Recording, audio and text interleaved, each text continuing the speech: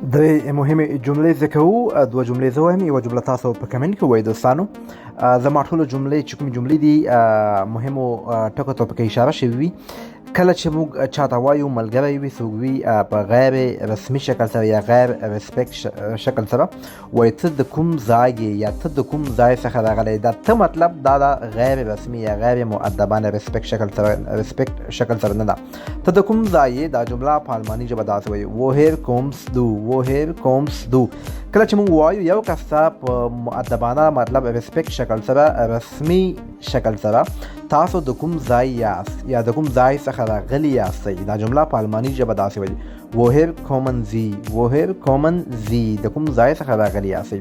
که چېرته موږ ورته وایو زه د افغانستان یم، د افغانستان څخه راغلی یم، دا جمله په الماني ژبه څنګه وایي تاسو خپله په کمنټ کې ولیکئ.